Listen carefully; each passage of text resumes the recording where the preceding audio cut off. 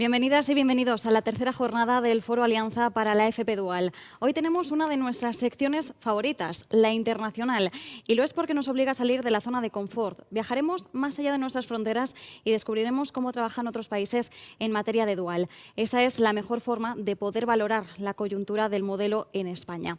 Aquí actualmente poco más del 4% del alumnado que estudia una FP apuesta por la modalidad dual.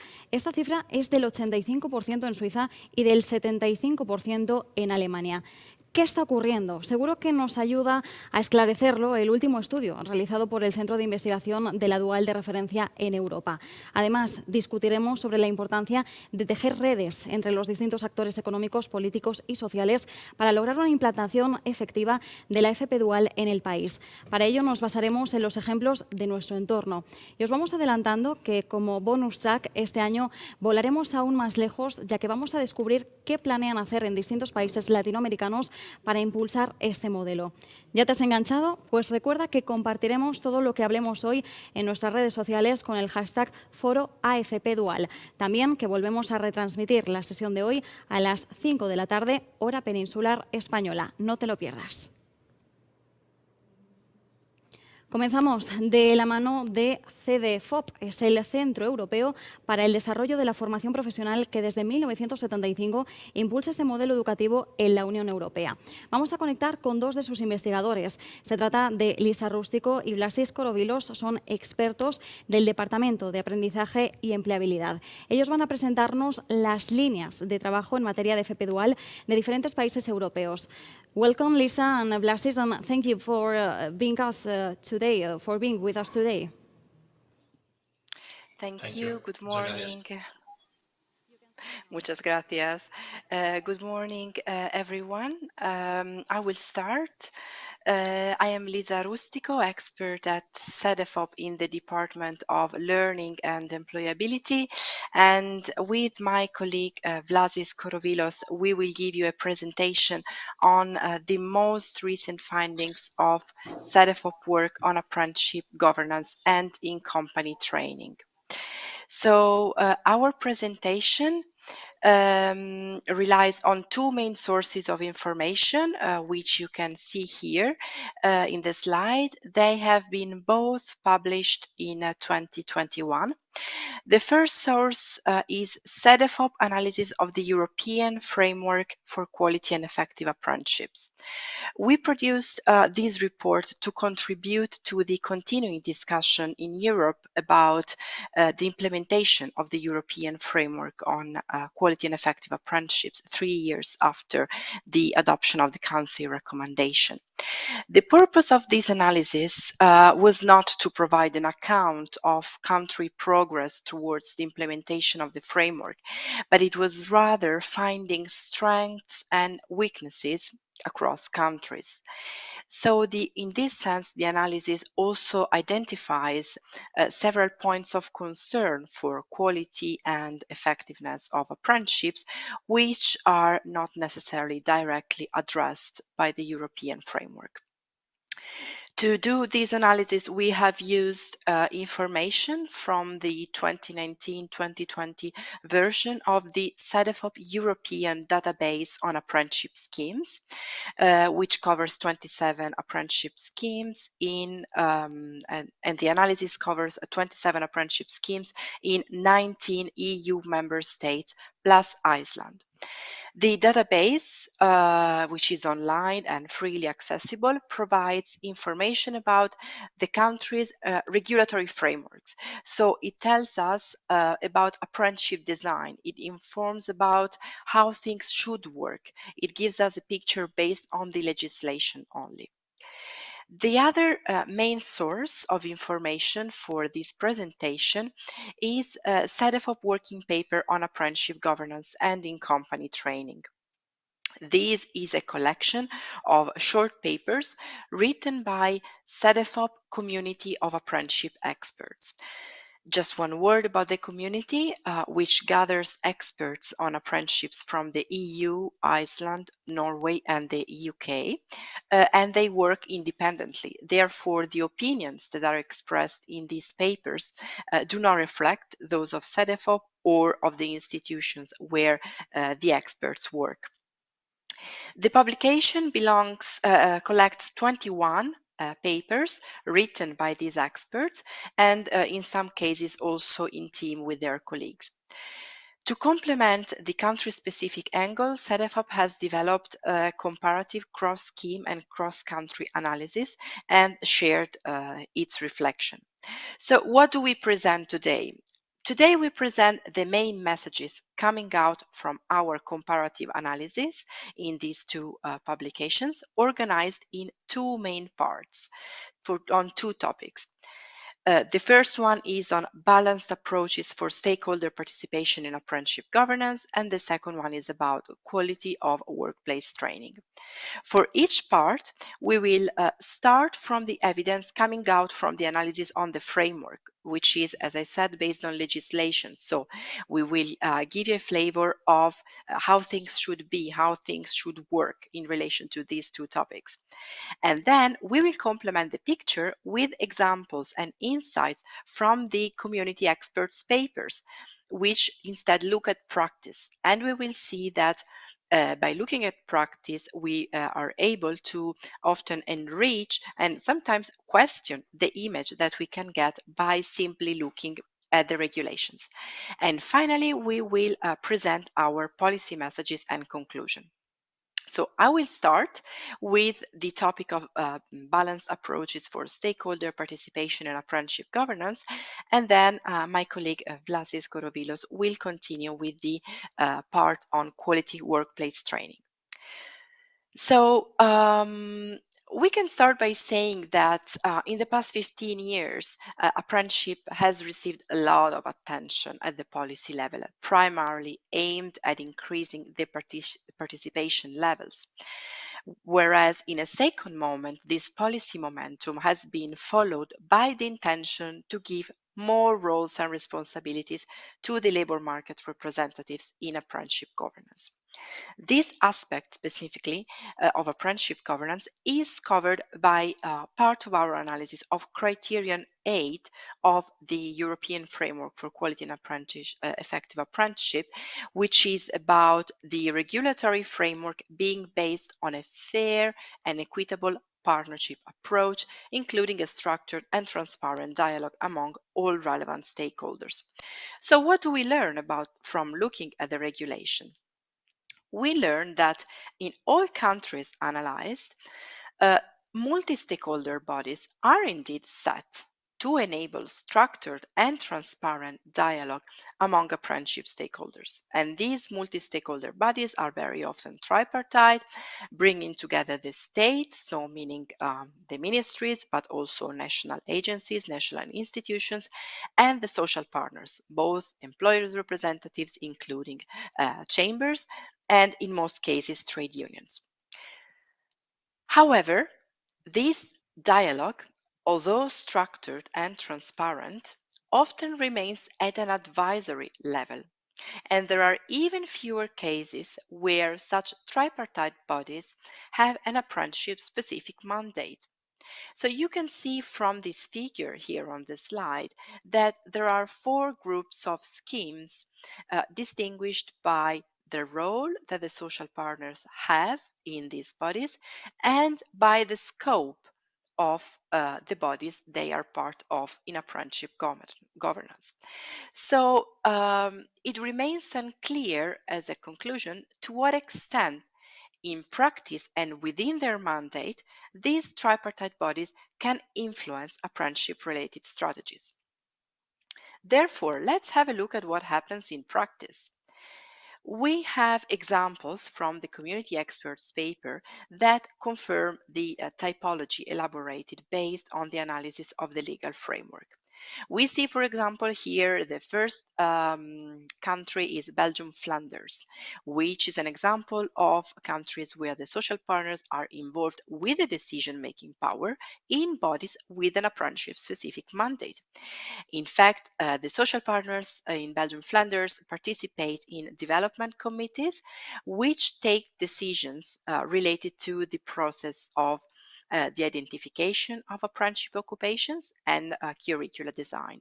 These committees are generally organized by sectors and composed both by sector experts who provide the labor market expertise and by the relevant training providers who provide like pedagogical counseling services, but also by the public employment services and governmental agencies. The second example comes from Bulgaria, where the national level committees have decision-making power, but about that in general, not about apprenticeship specifically. In fact, the employers and employees in these bodies are called to participate in developing state qualification standards on which the school-based training curricula for apprenticeships are based on. Then we have Cyprus, which is an example of countries where the social partners are involved in bodies with an advisory role, but with a mandate on apprenticeship specifically. Here in Cyprus, the apprenticeship board has mainly in practice a role in advising consulting for matters such as qualifications, curricula, laws and regulations on apprenticeships. And it involves members from chambers and employers and employees representatives and also from several ministries. And finally, the sectoral professional committees of Lithuania are advisory structures called to express their opinions regarding the possibilities of implementing that in the apprenticeship form. So the mandate is on that in general. And again, the members here are multiple. We have chambers, other national employers organization, branch associations, and unions. Now, another aspect which is relevant when it comes to the design of apprenticeship governance is not so much whether the social partners are involved or not, but it is about the quality of the labor market actors' involvement. It is about how, to what extent, to do what they are involved. And for example, do they participate in designing apprenticeship content, in identifying the occupations, selecting specialties down to curricula design? The analysis of the legal framework tells us that most countries, in fact, do adopt participatory approaches to the design of apprenticeship content. This slide is based on the analysis of part of Criterion 9 of the European framework, which is about the social partners' involvement in the design of apprenticeship schemes. And it shows us that countries see a value in partnerships. In fact, in 2/3 of the schemes, the social partners are involved in designing apprenticeship qualifications, in designing apprenticeship curricula, or in designing both qualifications and curricula. Although when it comes to curricula design specifically, which is a more technical step in the process, we see that social partners are relatively less involved. However, this picture does not tell us the whole story. In fact, it does not tell us whether the processes through which the social partners are involved are smooth and sustainable. Are they effective? Are they efficient? Are they balanced? Are they timely compared to the needs of the labor market, for example? In fact, while partnerships approaches we can tell that are generally welcomed and promoted, excessive complexity of governance may make the processes heavier and cause delays in carrying out the various steps. So let's have a look at what happens in practice in two countries we selected from the community papers. These two examples can be considered as poles of a spectrum, and they could be considered as models for cases where we have extended participation, an extended participation approach on the one hand, and a lighter participatory approach on the other hand.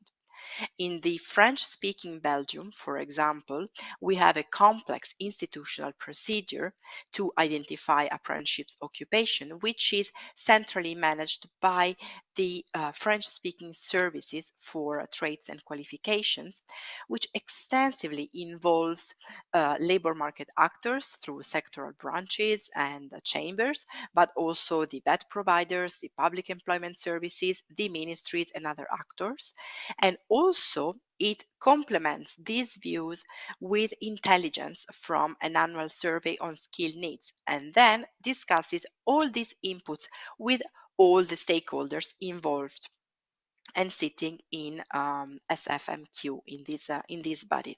So while we can surely tell that the process ensures high participation, there are also concerns that these processes might be burdensome and too long and not able to respond to the labor market in time. On the other hand, we have the example of England, which is quite an opposite situation with an almost, let's say, just-in-time process. In fact, here the standards are designed by the employers, and that's why apprenticeships are closely linked with the local employer needs. The standards are job specific, and curricula are developed by the training providers on this basis. So eventually, the standards, while being highly responsive to the local labor market needs in the short term, at least, may lack a broad introduction to the needs of the service in the longer run. And this might have an impact on the value of qualifications on the labor market and on comparability of the learning outcomes. So we have two main messages about the topic of balanced participation of labor market actors in apprenticeship governance. The first one is that although in all countries analyzed, there are multi-stakeholder bodies set to enable structured and transparent dialogue among apprenticeship stakeholders, so there are steps towards their greater inclusion. The real joint decision-making power of the labor market actors in relation to apprenticeships remains a challenge in many countries, especially those with tradition in school-based vet. However, there is scope to strengthen the labor market participation and role in the platforms and bodies they sit in. For example, the extended participation.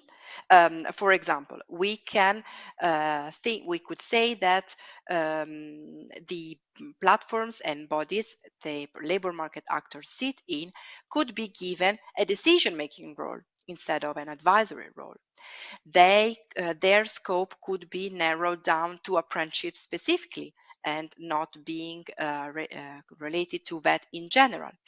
The social partners might be empowered with a full mandate in a coherent process for the identification and design of the apprenticeship offer. And another message is that more attention should be given to trade unions, at least the same attention that is given to employers' representatives in these bodies. The second message is about balanced approaches, meaning that participatory approaches, as we said, are needed for greater transparency, improved trust, and increased value, but it is important to avoid lengthy and heavy processes. So while on the one hand, we recognize the benefits of extended participation on many levels, starting from the responsiveness to the labor market, which is one of the added value of apprenticeships compared with other training options, a greater responsiveness because programs are better targeted, better designed, and this brings individual companies to see their needs reflected in the apprenticeship offer and in the content of the programs, and they can be better participate. We also recognize that these participatory approaches increase transparency and trust in the process, and in the long run, the participation of the labor market helps building a common ground on apprenticeships. On the other hand, we may question the level of detail sought when defining apprenticeship occupations, specialties, and programs. So when designing apprenticeships with these participatory approaches, so that the processes do not become too slow and rigid. On the other hand, the less participatory approaches are recognized in their value for being able to respond just in time to the labor market needs and being closer to the labor market needs. But when you have employers in the driving seat, the education and providers and the higher labor market representatives may have a much limited role in designing apprenticeship training. And this, while being attractive for companies, it often raises concern in relation to the sufficiency and the quality of the training offered, especially at the workplace, therefore limiting the comparability of the learning outcomes and the value of qualifications. We also have the case of less participatory approaches where the state dominates and we have less participation of the social partners. And in this case, responsiveness to the labor market may be questioned. All in all, what we try to say with this message is that there should be a balance between addressing the emerging pressing needs of the labor market and ensuring that apprentices are deeply and sufficiently trained to be useful to their future employers in the long term. So this is all about the first part, the first topic of governance. I would like now to leave the floor to my colleague Vlasis for the second part. Thank you, Alexandra. And now we will move to something that is seemingly on a different topic, again on apprenticeship, and we will talk about the quality of apprenticeship provision. What happens with the actual training per se, and how is the quality of the training guaranteed or improved? So our analysis started from the second criterion 2 of the European Framework for Quality and Effective Apprenticeship on learning outcomes, which refers to the delivery of a set of comprehensive learning outcomes. And to check if this is a reality in EU member states, the European countries, we examined the 27 schemes that are on our database, and we saw that, of course, since these schemes are linked to formal qualifications, they are therefore underpinned by comprehensive standards. So this link with formal qualifications in principle should guarantee that the learner achieves the learning outcomes for this specific qualification that he or she follows. And this slide shows that this is the picture, but with some variations. Some of the schemes apply curricula or standards that are developed for apprenticeship in specific, whereas others are based on adaptation on VET standards or programs. Still, regardless of these variations, all schemes that we have explored follow some standards. However, although the school-based part of the training in these schemes, in these apprenticeship schemes, is usually better defined, our analysis raised concerns over the learning outcomes set for the workplace in particular, which we need to remember that represents the bigger part of an apprenticeship program, usually. So what happens in the workplace? What is expected to be taught there? Is it actually delivered? These concerns are more substantial in schemes that follow the general school-based VET standards and not the apprenticeship-specific ones, exactly because these VET standards do not even foresee a workplace component at all in the first place. They are developed for the school-based environment. So there are no provisions on what is to be taught at the workplace. This raises questions of the comparability of the actual experience and learning that apprentices get at the workplace. The work of our community experts in the collection of papers that they drafted provide many examples on how this comparability is pursued and facilitated in the countries explored. But we have also seen certain limitations. For example, in Greece, we give you this example because there is an apprenticeship-specific program, the PASS apprenticeship scheme, which has its own curriculum, different than the school-based VET at the same level. Still, though, the workplace component of the curriculum is not explicitly developed, was not in the past explicitly developed, and this resulted in extensive need for adaptation for each learner and company, which is an additional burden for all people, all actors involved, and for sure limits comparability of what is taught at the workplace from one company to the other. And we also have the case of Denmark, where there is comparability between sectors. There are the so-called apprenticeship declarations, but these are less elaborate in certain sectors, which means that the schools and companies are facing different extent of requirements, less or more explicit in some cases. The less explicit these requirements are, then the greater is the room for variation within the specialty and occupation, and this again falls on the shoulders of individual schools and companies. What other ways are there to improve quality of apprenticeship training? We also explore some other, let's say, fields, some other areas that could contribute to raising the quality of workplace training during apprenticeship. First, we checked if there are formal requirements for an apprenticeship training company. Can any company participate in apprenticeship? We saw that more often than not, there are certain requirements.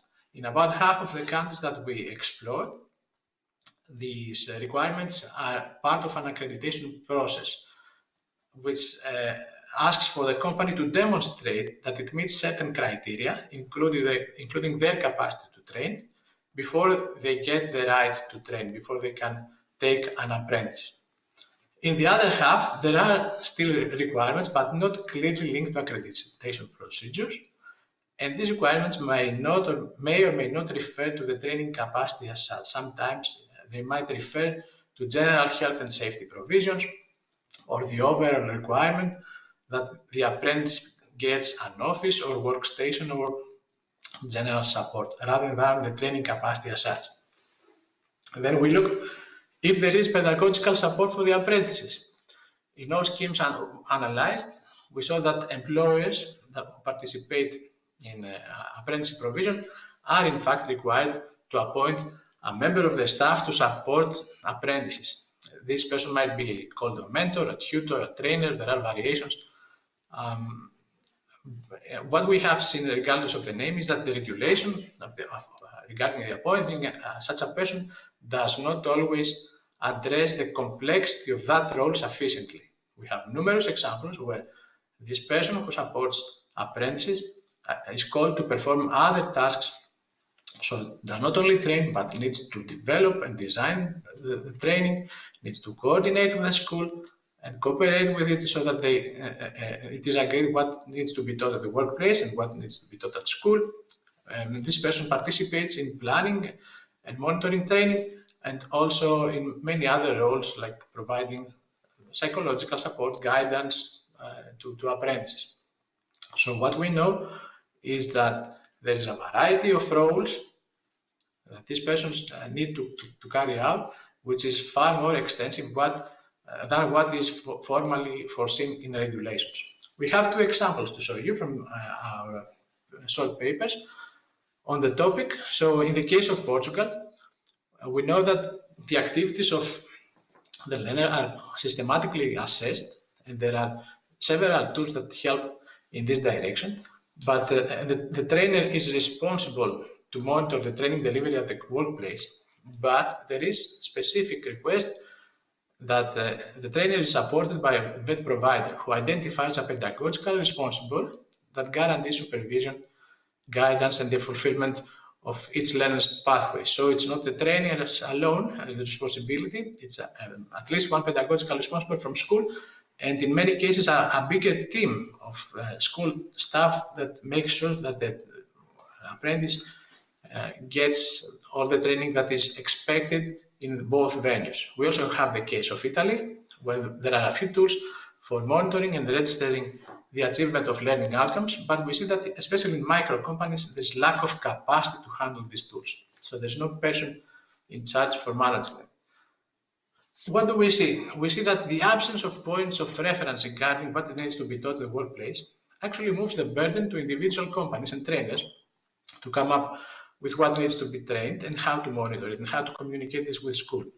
So we know there are concerns among stakeholders that Further standardization of apprenticeship experience might discourage companies, but we also see that a certain extent of standardization through curricula, through apprenticeship standards, which is agreed between the education side and labor market representatives, can in fact be a welcome framework for companies and might not push them away, as several stakeholders might fear, but actually invite them and help them and facilitate their engagement in apprenticeship, as long as these are like commonly said. So this kind of standardization helps companies have like clearer expectations in a language that they understand, helps apprentices perform this dual role of training and educating and giving this hands-on experience than just offering any kind of work experience. And in the longer term, the introduction of some standards increases the perceived value and the clarity of an apprenticeship scheme. There is more trust on what apprentices learn, and there might be higher engagement in companies in something that they recognize and value. Which brings us to our final message on the next slide, that a shift is needed, a shift in stakeholders and company attitudes towards quality training at the workplace. To work properly, apprenticeship is a training option that requires significant investment in time and money and infrastructure from all actors involved, including, of course, the time of the apprentice himself or herself. So this investment needs to be safeguarded, and this discussion about standardization is one way to safeguard the investment to raise the quality of what is taught, taught in both places. But it's not only a matter of standards, it's also a matter of attitudes that will favor and improve quality training at the workplace. It is generally claimed that it's easier for bigger companies to participate in apprenticeships and provide this type of quality training because they have more infrastructure, more qualified staff, they have training strategies, human resource departments.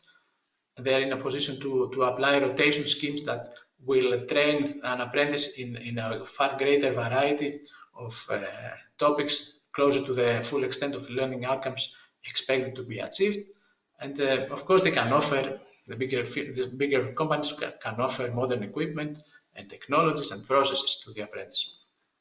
But it's not just that. Smaller companies might have a more informal approach or might lack staff, but this does not necessarily mean that they offer a restrictive learning environment. They can, in fact, bring the apprentice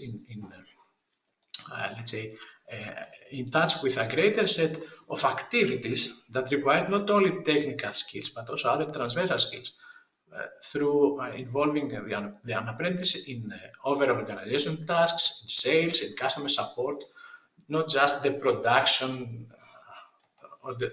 alone. So this is not simply a matter of size and theoretical capacity to train. It's a matter of motivation. There are companies involved in apprenticeship that are there to gain in the short term, and they seek to substitute regular employment with cheap labor. And they see apprentices as another pair of hands to keep doing business as usual. And there are other companies that see apprentices as an investment in future workforce. And the more the motivation of employers is linked to long-term benefits, the greater the chances that this employer provides a quality and broader training.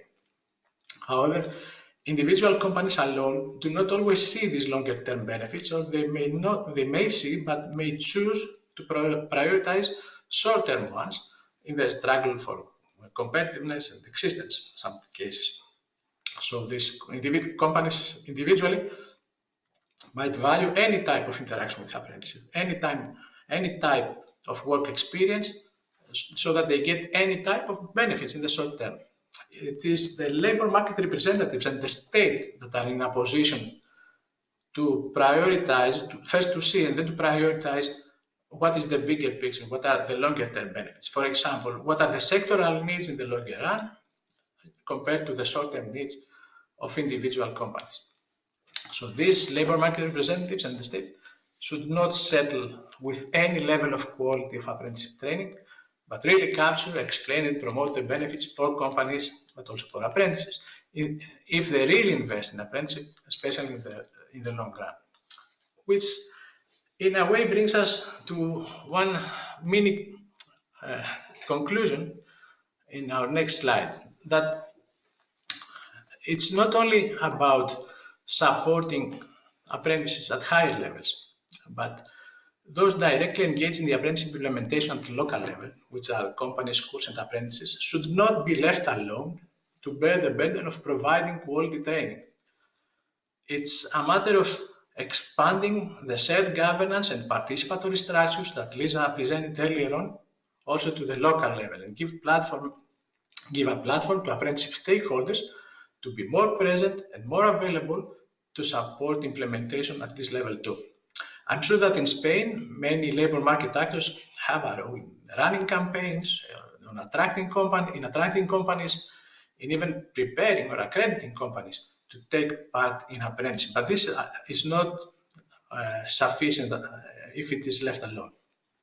The role of labor market actors can be reinforced also in terms of training quality throughout the duration of an apprenticeship by helping clarify expectations set for companies in curricula and standards, by adapting training program with a view to broader training benefits, by helping draft a training plan, by monitoring the quality of training throughout the apprenticeship period.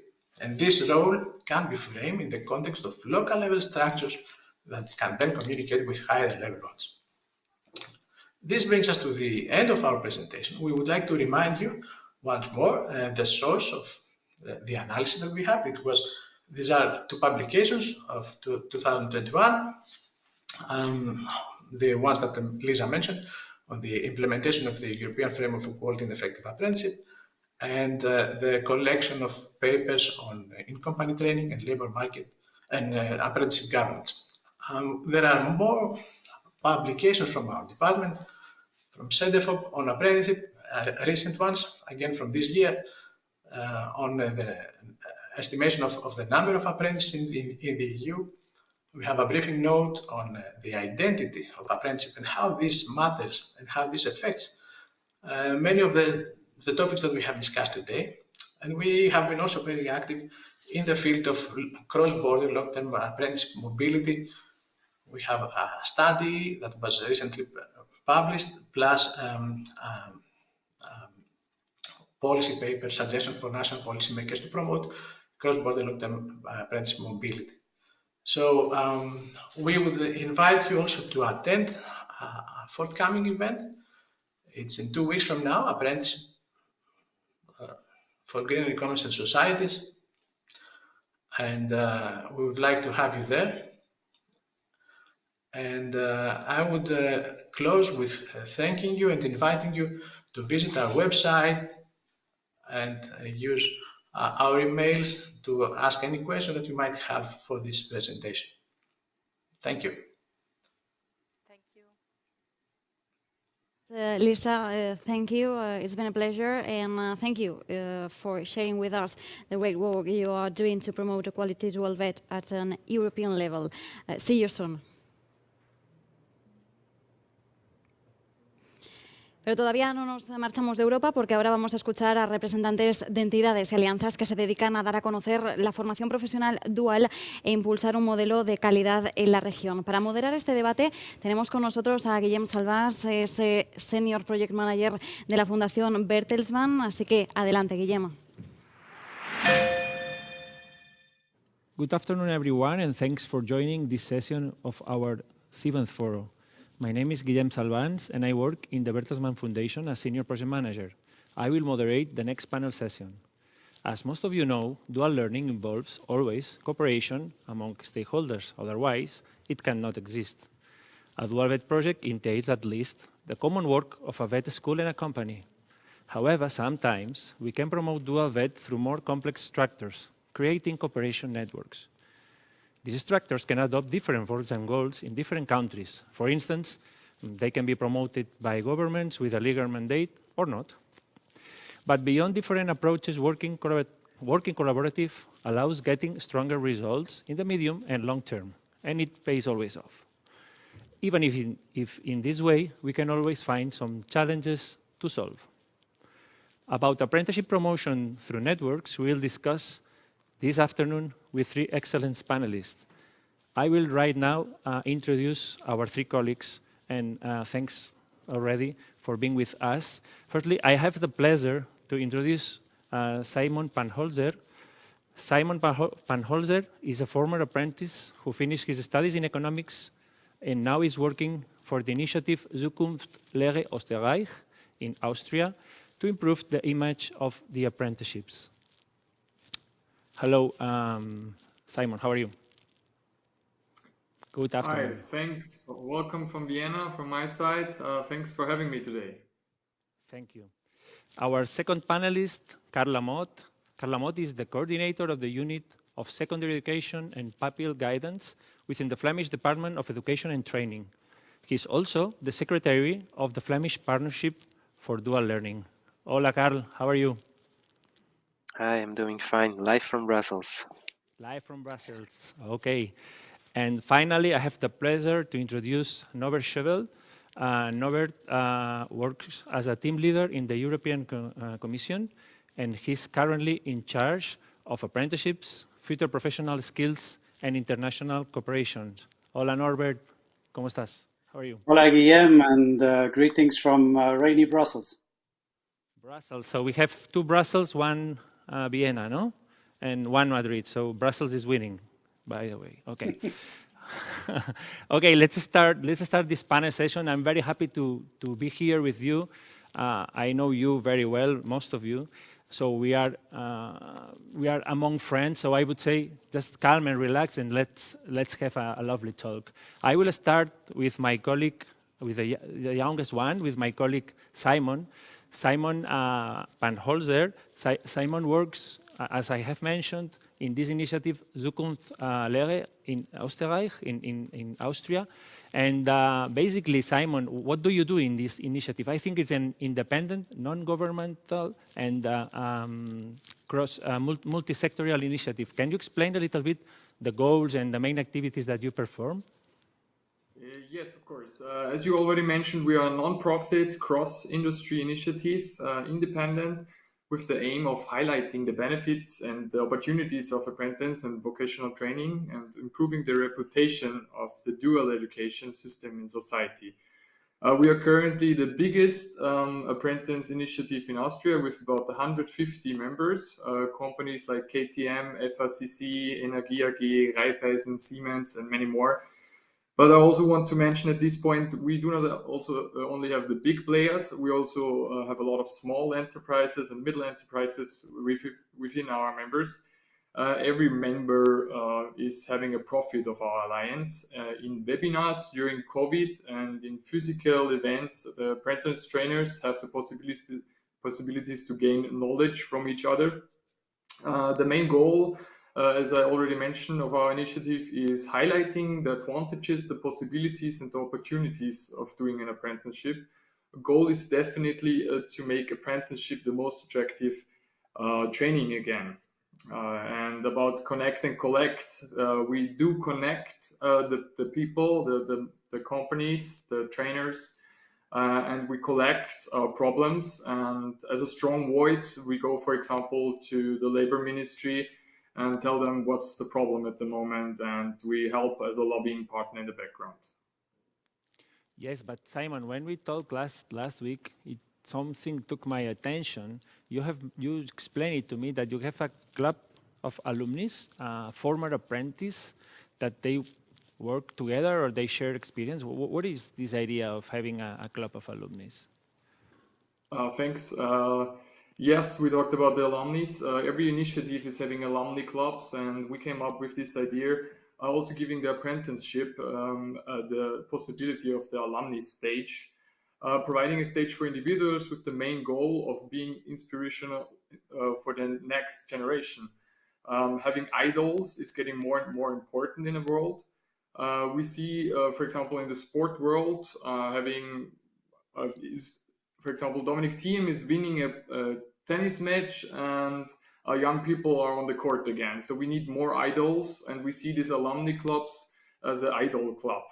About the sensibility of the alumni club regarding the youngsters, yes, they are totally into the whole thing, but it's also necessary to mention that the enterprises itself should promote it more, the alumni club. We are the best way to communicate it with our members. All right, Simon, thank you very much. So we are looking at a non-government initiative, and now we will go to Flanders, and we will discover a governmental initiative, and we will do through our panelist, Carl Lamolt. I would like to ask to Carl, what is this Flemish Partnership, Carl? Yes, thank you. Now, first of all, I'm speaking here from the perspective of the secretary of the partnership, so not as a policy maker. The colleagues from CEDEFOP already introduced the partnership a bit, but the Flemish Partnership Dual Learning is actually a council with representatives of education, employers and employees, but also the Regional Public Employment Agency, the Department of Labor and the Department of Education. So it's quite a broad council. Within the council, we provide advice concerning dual learning and related topics to both the Ministers of Education and the Minister of Labor, and we develop a so-called common vision on apprenticeships and dual learning. Summarized, the council is in charge also of the accreditation of companies, the monitoring of the dual contracts between learners, schools and companies, and we inform and support companies about dual learning. I should be honest, a lot of these activities are also delegated to sectoral partnerships, which have a comparable composition and a comparable task. But where the Flemish Partnership focuses on the more strategic level, the sectoral partnership is more focused on, let's say, the daily business and the operational tasks. So, Carl, if I understand properly, you are the umbrella organization, the Flemish Partnership, and below you are organized through the sectors, right? Is that right? Which topics conform this idea of strategic decisions? Which topics do you deal with at the umbrella level? You have mentioned some of them, but... Yeah, well, it means that the topics that we try to tackle in the Flemish Partnership are most of the time topics aimed at a level of both ministers, but based on operational concerns, based on what lives in daily reality. For example, during the last meetings, we wrote an extensive advice to both ministers on their ambition to extend dual learning towards adult education. And with this advice, we also built our own vision on the topic, and we communicate that with the ministers together with some concerns that we have on that topic. A few meetings before, we also gave advice on the reform of the current apprenticeship system in Flanders in the transition towards dual learning. And that advice was actually meant as an important signal toward both ministers. So it was mainly based on these daily concerns and challenges. Yeah, well, these are the more strategic levels, and you cannot compare it to the sectoral partners. But the sectoral partners, if I understood properly, Carl, in these coalitions, they accreditate companies to participate in dual vet learning. So is this a task of the sectors in your country, in your region, right? Because here in Spain, we have a lack of this sectoral development. This is a task of the sectors, right? Yes, we try to delegate a lot of the tasks to the sectoral partners. The reason is very simple. The sectors are most familiar with priorities within their sector, and they know their companies quite well.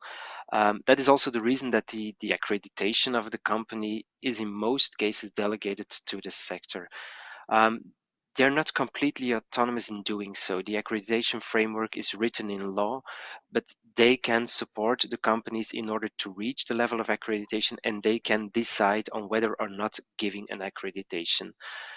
The sectors are also a partner in constructing the curriculum. They can advise on new curricula, and they are consulted in the construction process in itself. Now, next to this consultation of the curricula, the sector is also in charge of the construction of a professional qualification file, but that is the basis for every vocational course in Flanders, so not only for dual learning. We give these sectors quite a lot of responsibilities, but we believe that they are best placed to take up this responsibilities more than the Flemish Partnership, which has a focus on the macro level. But of course, when a sector is not able to take up a certain responsibility, this responsibility goes back to the Flemish Partnership. And if I understood properly, Carl, in this sectorial level, you have also the representation of employers, unions, and educational providers. Is that correct? And other stakeholders, Yes. perhaps? Yeah, Okay. it is actually the same composition as the Flemish Partnership. Okay, so in this case, we have structures of cooperation led by, let's say, more formal institutions, but they make a critical task within your dual system. Thanks, Carl.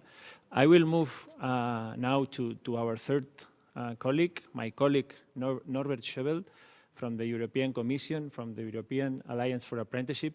Norbert, hi, just to warm up a little bit, what is the European Alliance for Apprenticeships? I know already, but perhaps some of our it's mainly a don't know. network, and it's a platform. It has actually it was started already in 2013. You know, when after the financial and the economic crisis in the European Union, with countries, particularly in the southern countries, and youth unemployment rates of sometimes more than 40%, there was a real need to act. And we know from evidence, and in some countries, that apprenticeships are a successful tool in the transition from school to work. That's why in 2013, the European Commission, together with the European social partners, launched this European Alliance for Apprenticeships. And it has 4 key objectives: to increase the supply, the quality, and the image of apprenticeship. And later on, we also worked a little bit on the mobility, so that the young people also have opportunities to move into another country. Now, of course, with COVID, we last year, to avoid again that youth unemployment becomes a serious problem, we put new priorities to the alliance. So, for instance, we want to talk more about these coalitions, like what you do at national or regional level. We want to see how we better can support SMEs, how we can mobilize local and regional authorities. That's for us very important. And to think a little bit about the social partners, including what just Carl said about the dimension of sectoral social partners. And last but not least, but for me very important, a bit like Simon, for me it's very important also to listen to the young people, to the apprentices themselves. And we have created the European Apprentice Network, and we want to give the voice to the young people because it's their future, particularly when we talk about digital and green.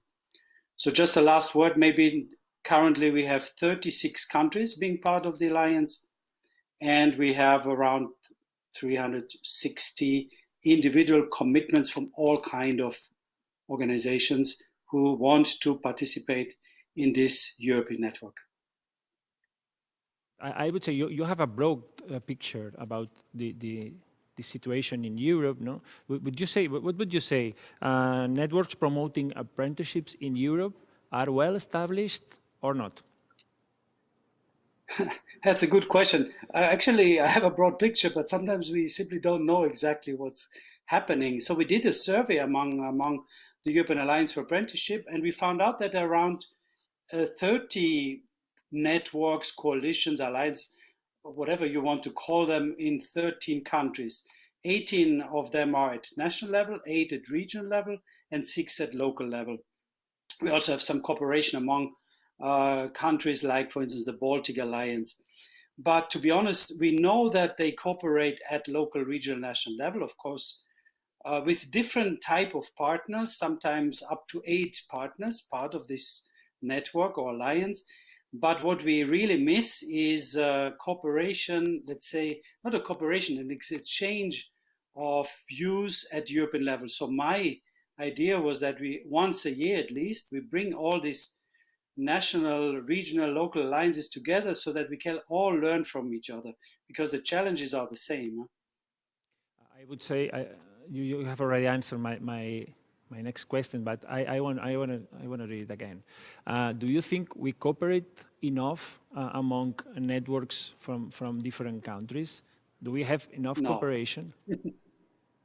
I don't think so. And But that's a problem, I think, in everywhere. We are so busy with our own networks that we forget to cooperate to look across our own borders, and that's why really I think there is not enough. And I don't know, Carl, I think you can also tell me. I mean, it's even in Belgium sometimes difficult to cooperate between different regions.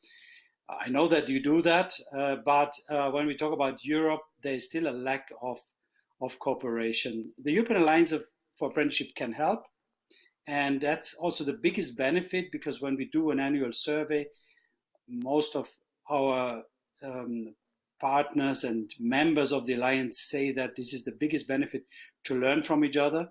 But as I said, when it comes to the local, regional, and national networks, I think we can do much more and learn from each other. What do you think, Carl and Simon? Should we collaborate more? I mean, we don't make any project together with you, Carl, or with you, Simon. Why not? I totally agree about the networking, and having the exchange of information should go over the borders, and we should collect the information over Europe. What do you think, Carl? Yes, I can agree, of course. Norbert knows me, and I'm always a participant, an active participant to all these network events, because I think that we can learn from each other. And in fact, we did. The Flemish Partnership, or the dual learning in Flanders, is quite young, and we started participating in these networks in, I think, 2017, 2016, and we learned quite a lot from it, that we used in our legislative framework. So for us, it's like an evidence-based project that we did. So it's quite useful, definitely. Okay, I'm going to Austria again, to Vienna. Simon, for us, your country in terms of apprenticeships is like something that we always look, no? Like Austria, Germany, Switzerland, and so on. Why do you make this initiative, this non-profit, multi-sectorial and independent initiative? Do you have problems in your apprenticeship system in Austria? Of course, I mean, there's a huge demographic thing at the moment going on. Like 20 years ago, we had way more young people. So we have like fewer young people in the Austrian labor market, and this will be definitely a topic. And furthermore, we need to think more connected regarding new target groups when it comes to the training. Like also focus on people until 25 and older, to put them into the labor market. Okay, Simon, and if I understood properly, your initiative, you work basically with youngsters and companies, no? Which are the best strategies to involve youngsters and companies within the apprenticeship promotion? What do you think? So the best strategies are providing webinars and seminars for the trainers and as well for the apprentices. We tripled our members within the last years, so we're like 150 now at the moment. And we offer like these webinars that I mentioned, and the apprentice trainers can broaden the horizon within our seminars. For example, we provide labor law specialists, like lawyers, and we also provide social skills trainings for the youngsters. I mean, a simple good morning, goodbye, or have a good meal is for us probably a normal thing, but for the next generation, sometimes they need to get reminded, and we see that the people really like our trainings. And what about you, Carl? How do you ensure the involvement and the commitment of the partners, the stakeholders you are working with? Is it just by the legal mandate that they have, or you have other strategies? And how you ensure the impact of these actions? It's not just about the legal mandate, but it's by giving them some part of the training of the students. We do give them a significant responsibility in the training of these youngsters in order to contribute to the final qualification. So it's not only offering a working place, it's not only offering the company infrastructure, it's really about offering some part of the future of the youngsters, and that keeps them motivated, definitely. Yes, of course. Thank you, Carl. I will go to Norbert another time. Norbert, we have here as example an initiative from the private sector and another initiative led by the government, by the Flemish government. What do you think? Coalitions, alliance should be promoted by governments, or should be independent initiatives, or both, or they should involve all the stakeholders? What do you think? First of all, I think there's no secret we need the employers to be part, and they need to be convinced of the benefits. If not, the whole system will not work. Second, we need the policymakers to set the frame, because we don't want apprenticeship with dead ends. So there needs to be systems which allow an apprentice to continue whenever they want to continue, and that's extremely important. And third, there needs to be some support in what way, be it financial or non-financial. And I have to admit that we found out that the non-financial incentives are even more important, meaning how do we support, for instance, with all the bureaucracy, contracting, small and medium-sized enterprises. That's why we need, and whatever the structure is, it doesn't matter. For us, it is important that there will be support that can be done at national level, at regional level, local level. That's not so important at the end, but we need also support for the apprenticeships as such. And Norbert, you have a broad picture again about apprenticeships in Europe. Do you think that you could group countries with different challenges or common challenges in groups, let's say? Does it make sense, or really different countries share different goals, challenges, sorry? I would say that the main difference is that the systems are quite different, the education training systems, and also at which level countries stand. So the starting point, I would say. Because like Flanders is a country, a well-developed country for sure, but for instance on the apprenticeship system, they are a youngster in a way. They have only started a couple of years ago. It's not comparable maybe with long-standing traditions coming even from the medieval ages in Austria or Germany. So I think that is a key difference. But if I may say, on the challenge, I think we all share, I would say, the same challenge. First of all, the attractiveness of the system, and we heard it just from Austria, well-established system, but they need to find not only companies to offer apprenticeship, but also young people who are interested in apprenticeship. And there's only one exception that I know at the moment, which is France, because they are really increasing the supply. The quality is directly linked to apprenticeship, for instance, in terms of how the apprentice is paid for the workplace component, makes it attractive as well for the young people and young adults who want to do an apprenticeship. Then, of course, as I said, attractiveness, second, supply, financial support, particularly to SMEs. Quality assurance is sometimes an issue as well. And as I said before, the involvement of youth organizations or representation of young people.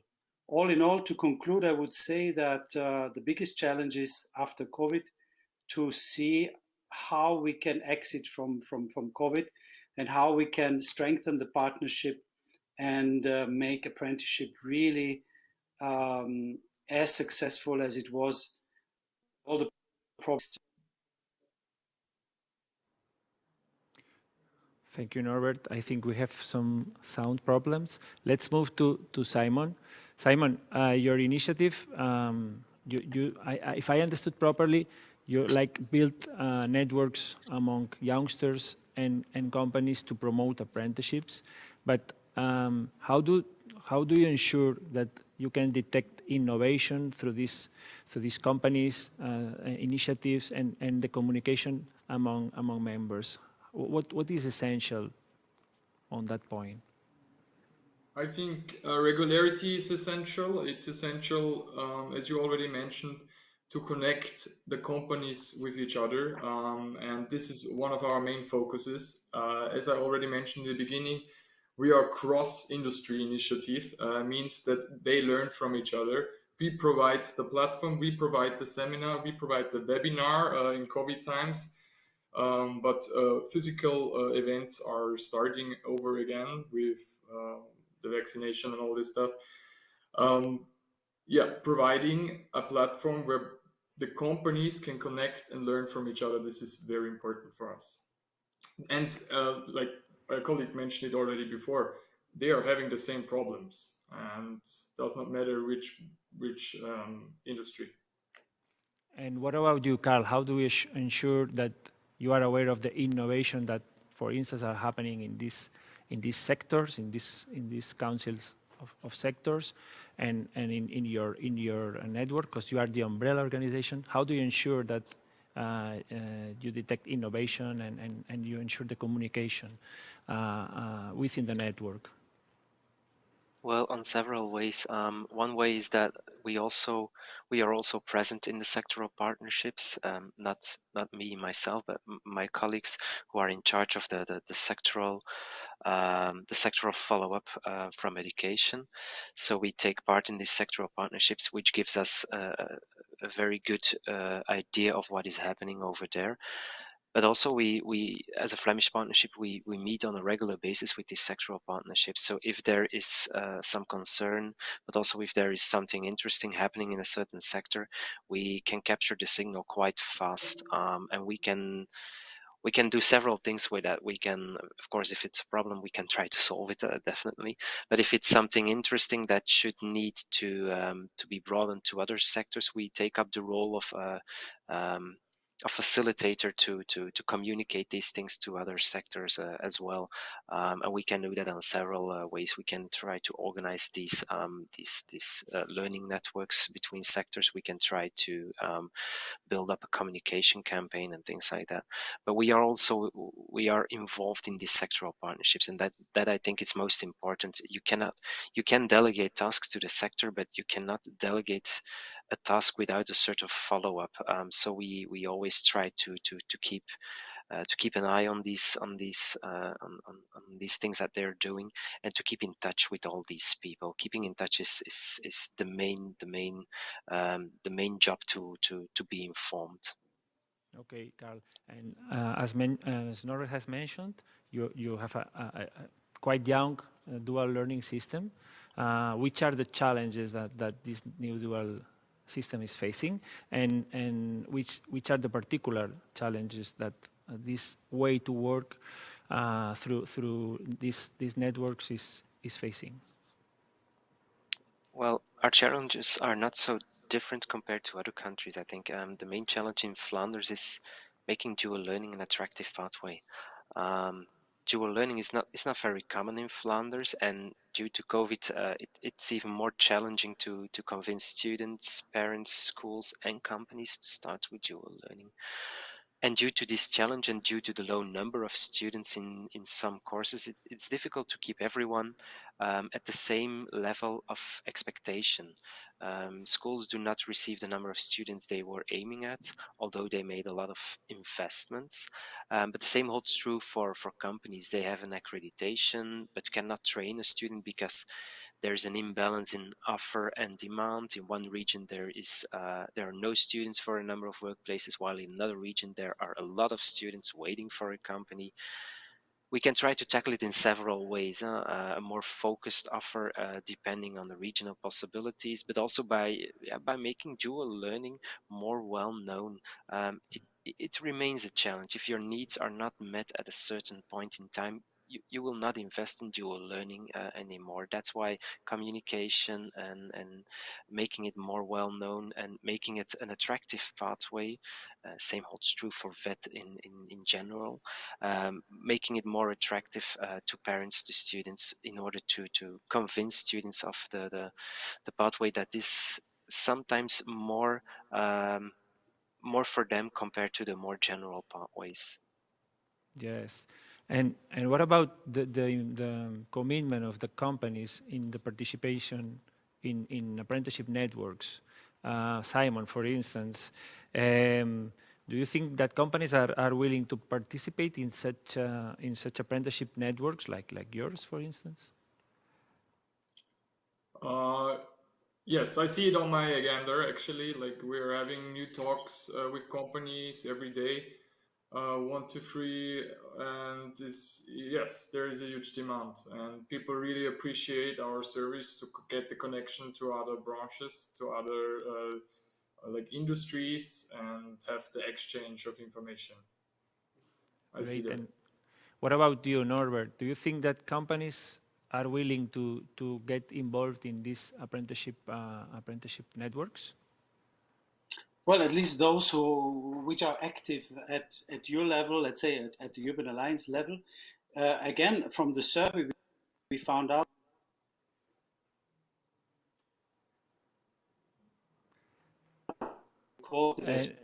Norbert, we have some problems with your sound, so I will move to Carl. I will put the same question, and we will wait for.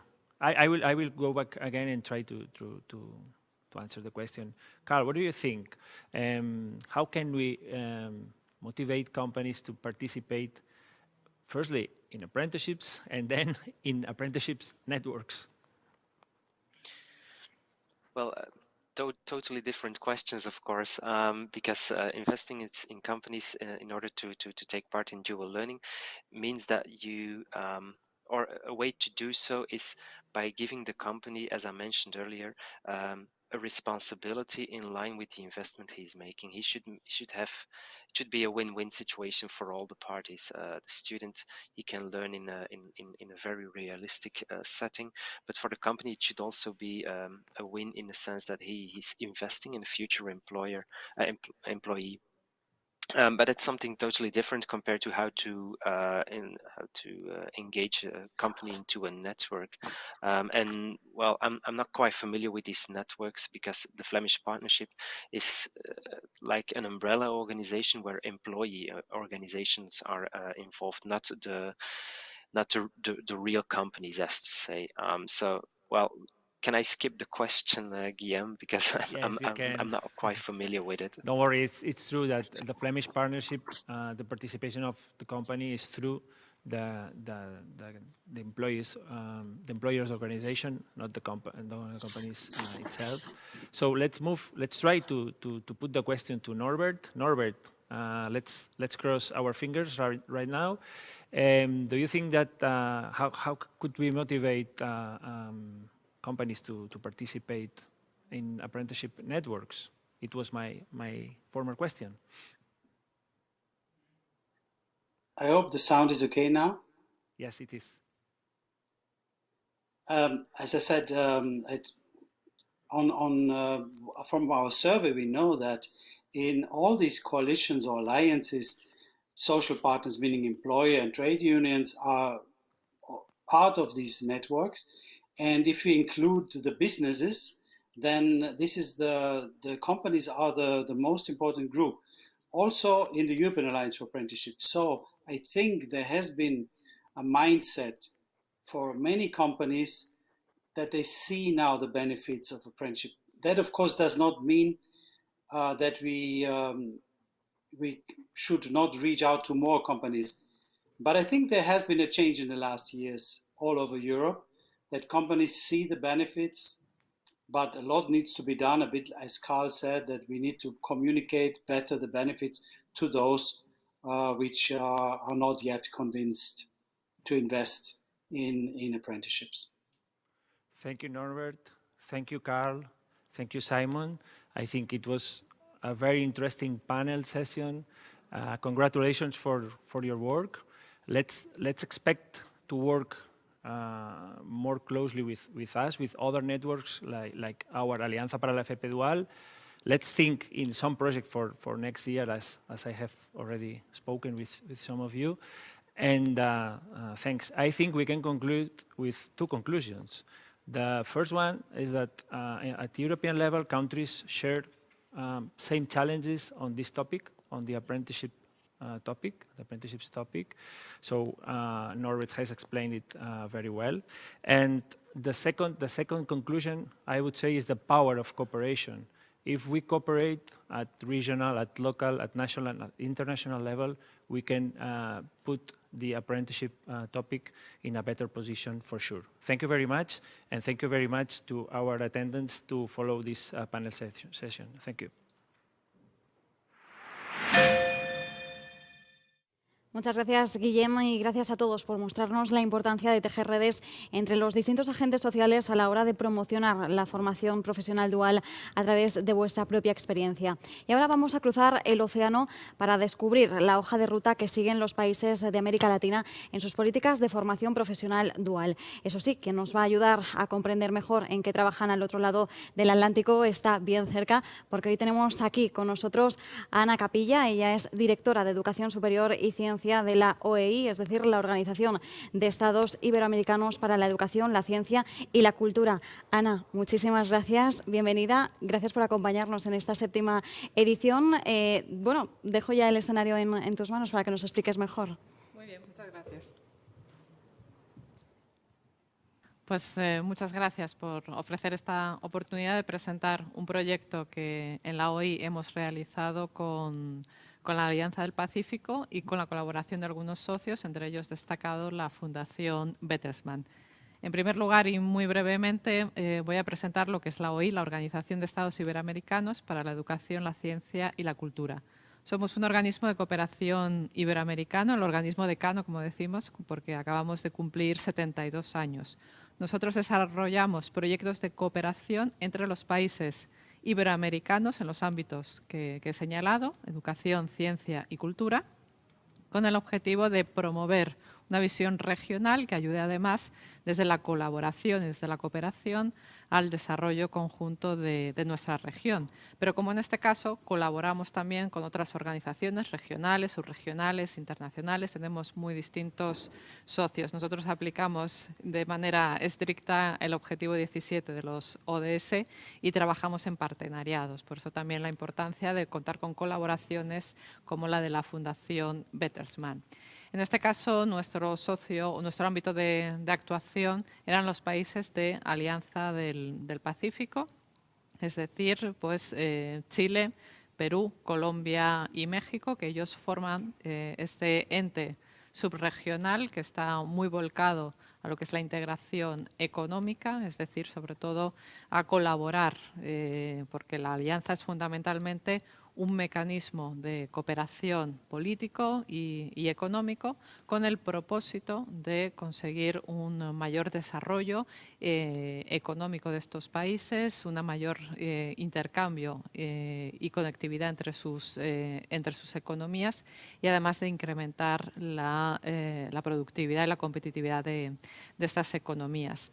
En este sentido, y para contextualizar un poco tanto el proyecto como el trabajo que hemos desempeñado, hay que tener en cuenta que la CEPAL desde hace tiempo viene identificando como uno de los graves problemas de los países de renta media, que son los países de América Latina, la denominada trampa de la productividad. Es decir, que son países cuyas economías son poco productivas y eso explica que estén en esa trampa de los países de renta media. No llegan a alcanzar un crecimiento económico suficiente como para superar ese estatus de renta media.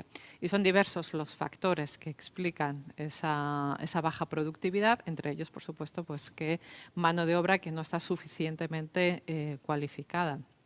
Pero además también hay que tener en cuenta que otro de los graves problemas de los países de América Latina y que explican esta baja productividad es la informalidad de sus economías. Es decir, que hay una parte muy importante de sus trabajadores que están en la economía informal. En ese sentido, por eso para los países de Alianza del Pacífico en este proyecto les interesaba trabajar especialmente la educación técnico-profesional y en concreto esta modalidad dual, porque tiene muchos beneficios teniendo en cuenta, por un lado, que ayuda a combatir esa informalidad. Se trata de atraer a jóvenes. Hay que tener en cuenta también que, como digo, el desempleo juvenil en los países de América Latina es bastante elevado. Se trata de que esos jóvenes atraerlos a una oferta formativa que les permite estar trabajando también y además dentro de los sectores formales, es decir, que no tengan la tentación de entrar en el mercado de trabajo, pero a través de estas vías informales, que es algo, como se pueden imaginar, frecuente en países que, como digo, hay amplios sectores de la población, de rentas medias y bajas, y donde, como digo, abunda la informalidad y, por lo tanto, en épocas de crisis, como por ejemplo la que se está dibujando ahora después de la pandemia, pues hay un considerable número de jóvenes que desertan de los sistemas educativos y acceden a través de estas vías informales al mercado de trabajo. Por lo tanto, la ETP se trata de ofrecerles a través de la ETP dual, pues la educación técnico-profesional, como se denomina allí, una oferta atractiva y una manera de retenerlos en el sistema educativo. Hay que tener en cuenta que la educación técnico-profesional está asentada en los 4 países en concreto de los que estamos hablando, pero que no es mayoritaria. En realidad, en Chile es donde la ETP tiene una mayor presencia. Estamos hablando en torno al 12% del sistema educativo, los alumnos que están en el sistema educativo, pero esos números son 600.000 alumnos. Chile es pequeñito. Luego tenemos el 8% de alumnos que están en educación técnico-profesional en México y Colombia. En México ya estamos hablando de un gran país y un 8% significa 3 millones. O sea que es un número considerable de alumnos. Y mucho más pequeño, sin embargo, estamos hablando en torno al 5% en Perú. Dentro de ese porcentaje, el de alumnos en general en la modalidad dual es todavía mucho más reducido. Los países están trabajando en ello. Quizá la apuesta más decidida sea la de Chile, que lo ha integrado en su propia estrategia, pero digamos que todavía es una modalidad incipiente que no está suficientemente asentada y que tiene ya un gran potencial de desarrollo. Y por eso, como digo, fue uno de los temas en los que nos centramos en este proyecto. Este proyecto se refiere a educación técnico-profesional, como digo, fue financiado por la ECID, por la cooperación española, se diseñó conjuntamente entre la OI y los países de Alianza del Pacífico. Y nos centramos en 2 temas concretos, como fueron educación técnico-profesional dual, de la que les voy a hablar ahora, y por otra parte en competencias digitales. De lo que se trataba, entre otras cuestiones, es que ellos conocieran modelos alternativos interesantes de cómo desarrollar más, en el momento en que están intentando, como digo, ampliar la oferta de ETP dual, pues que conocieran proyectos que les sirvieran de referencia. Trabajamos por ejemplo, con el Gobierno del País Vasco, trabajamos también, como digo, con la Fundación Bertelsmann. Y, como siempre, el propósito de la OI y nuestro eslogan es hacer que la cooperación suceda. No se trataba simplemente, digamos, de hacer sesiones formativas o explicativas, sino que para nosotros era importante ofrecer una herramienta que les fuera realmente útil a los países de la Alianza del Pacífico. Entonces, por eso, esas hojas de ruta a las que nos referíamos. En concreto, empezamos con un diagnóstico profundo, porque era importante conocer bien la situación. Yo les recomiendo que, si están interesados, pues consulten las hojas de ruta, porque son muy interesantes. Van a encontrar todos estos datos. Hay que tener en cuenta que nosotros teníamos como contraparte, como digo, a los países de Alianza del Pacífico, es decir, que hemos reportado directamente a los ministerios de educación y hemos trabajado con los responsables de ETP y con los responsables en concreto de ETP dual. Pero además, en el diagnóstico lo hemos ampliado, por supuesto, a empresas, estudiantes. Hemos tenido otros interlocutores que nos han permitido realizar ese diagnóstico, y en base a ese diagnóstico, cada uno de los países se han elaborado una hoja de ruta. una serie de recomendaciones. Yo aquí les voy a presentar las comunes a todos ellos, porque como se imaginan, pues son sistemas que coinciden mucho entre sí, y de hecho también es lo interesante de la dinámica de trabajo que se ha llevado a cabo con ellos, y es algo que también se ha mencionado en sesiones anteriores, aprender los unos de los otros. Ellos estaban interesados también en saber cómo estaban resolviendo esos problemas comunes que muchos de ellos se plantean entre sí. Y voy a señalar, como digo, las conclusiones comunes a todas estas, a las hojas de ruta de los 4 países. Yo creo que muchas cosas les van a resultar familiares porque, como solemos decir, estos países están distantes en el espacio, pero no son muy distintos entre sí. Y tampoco son muy distintos a España o a Portugal, a los otros países de la comunidad iberoamericana. Así que en algunos casos ni siquiera simplemente voy a mencionar algunas de las cuestiones, pero no creo que haga falta tampoco ahondar mucho en ello porque básicamente pues, son temas que todos ustedes conocen muy bien. Voy a...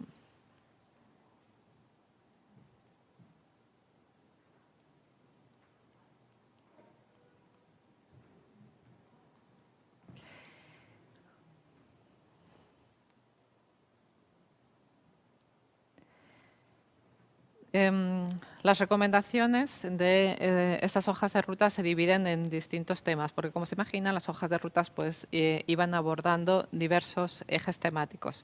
Primero de participación y gobernanza, como digo, pues esto es muy evidente, no me voy a detener en ello, y es que es necesario que toda la política que se desarrolle en materia de educación técnico-profesional dual esté coordinada con el resto de políticas públicas, fundamentalmente educación, formación y empleo.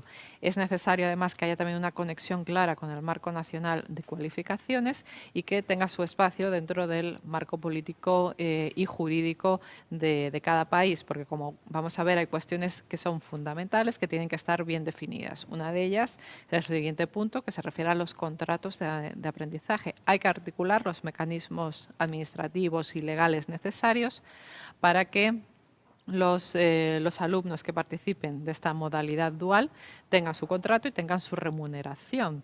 Es decir, que ya sea a través de contrato de aprendizaje, a través de beca, con el modelo de cada país, pero es fundamental garantizar esta remuneración. Porque, como digo, al final en estos países es importante el que este aspecto funcione para los alumnos que al fin se incorporan al mercado de trabajo porque requieren, necesitan de esos ingresos para sus familias. Es necesario, como digo, pues articular un sistema en el que ellos se puedan formar y a la vez pues estar trabajando y percibir esos ingresos.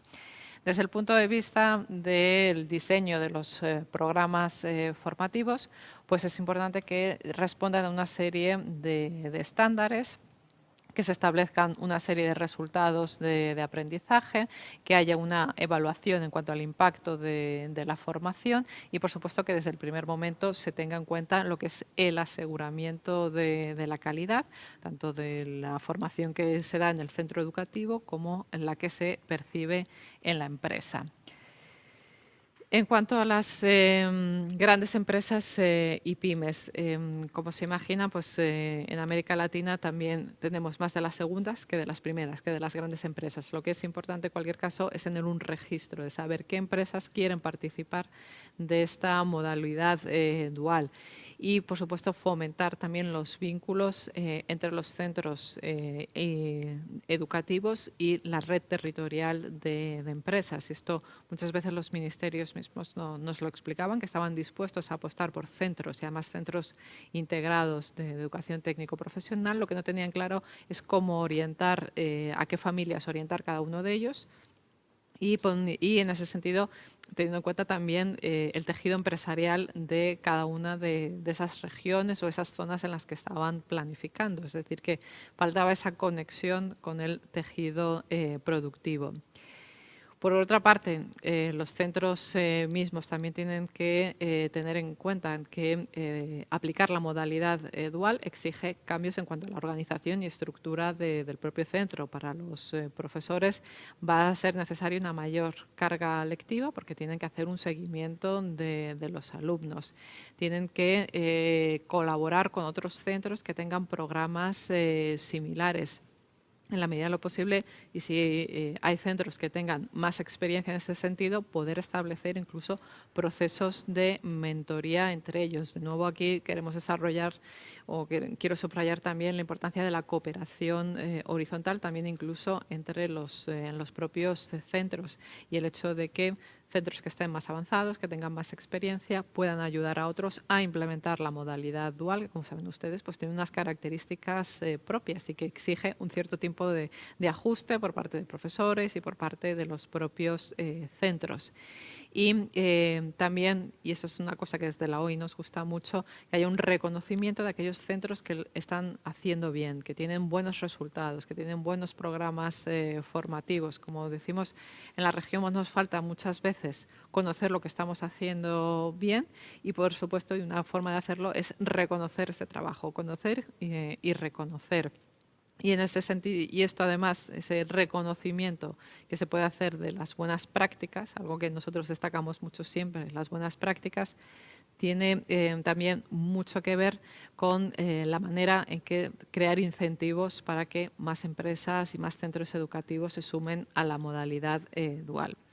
Otro desafío es la cobertura de los puestos formativos. Por un lado, hay que conseguir que más empresas se unan y que, por supuesto, creen más puestos de formación en estas empresas, que haya un cierto equilibrio geográfico. Esto para los países de América Latina tiene una especial importancia porque, como saben, las distancias son muy desafiantes allí y, por lo tanto, para mantener un equilibrio social es necesario que haya un equilibrio también territorial. Y, por supuesto, en la medida en que pues eso, se identifiquen buenas prácticas, intentar esto que puedan ser escalados y puedan ser reproducidas y sirvan de referente para otros centros. Es decir, que no haya concentraciones, digamos, en determinadas regiones o en determinados espacios. Es necesario involucrar más actores, como saben todos ustedes, es el trabajo de las cámaras empresariales, las asociaciones gremiales y demás, o de otros agentes sociales, es fundamental para la educación técnico-profesional dual. Por lo tanto, hay que darles un mayor protagonismo y que sea mucho más fluida la relación que se mantenga con los mismos. Otro aspecto fundamental y es que las empresas tienen que entender que cuando forman parte de un programa de estos, parte de su personal tiene que formar a tutores, profesores, mentores, como lo queramos llamar, que hacerse cargo de un alumno de TP Dual requiere una cierta formación. Y que ese es un aspecto clave para el éxito del programa, para que sea exitoso tanto para el centro educativo como para la propia empresa. Por eso es algo que hay que cuidar bastante. Hay que establecer un sistema de aseguramiento de la calidad. Es un trabajo o es una cuestión en la que incidimos mucho en la OI, porque el gran desafío, digamos, ahora de los sistemas educativos en general en Iberoamérica no es tanto la extensión, porque ya afortunadamente tenemos matrículas interesantes. Es verdad que en ETP hay que mejorar la matrícula, porque ha crecido mucho la matrícula en educación superior en general en la región, pero más en universitario que en el técnico profesional. Pero lo importante además es la calidad de esa educación que estamos dando. O sea, ese incremento de matrícula al final, como siempre decimos, supone también una mayor responsabilidad y por eso los sistemas de aseguramiento de la calidad son tan importantes. Eso supone también dar cierta prioridad a la ETP dual, que tenga su propia línea presupuestaria y que por supuesto, haya también un sistema de seguimiento y control de los egresados. Los datos, como siempre decimos, también es fundamental en la evaluación, el monitoreo de las políticas públicas. Como señalaba antes, la importancia de que haya reconocimientos para generar incentivos económicos y no económicos, porque lo que necesitamos es que más centros, más empresas se sumen a esta modalidad. Que esos incentivos, a su vez, estén ligados a los estándares de calidad, para no olvidarnos ese aspecto que, como decimos, es tan importante. y involucrar también a otros financiadores, es decir, que sea un sistema abierto y que permita que haya más actores. Hemos hablado antes de los gremios, de los actores sociales, pues también hay que pensar en otros posibles financiadores, porque el desafío al final es aumentar la cobertura y sobre todo crear un sistema que sea sostenible en el largo plazo. Y otro aspecto que es fundamental, que es innato, yo creo, a la modalidad dual, es su capacidad de innovación, precisamente por esa proximidad que tiene con el tejido productivo. El hecho de que los alumnos estén en las propias empresas significa que es muy innovadora, está ya cerca de los cambios que se están produciendo en el propio tejido productivo. Entonces es fundamental que esa innovación repercuta en los propios centros educativos que están asociados, que forman parte, y que se extienda, de nuevo, como digo, compartir esas buenas prácticas con otros centros a través de sistemas de mentorías, a través de cualquier otro instrumento que permita una relación más fluida.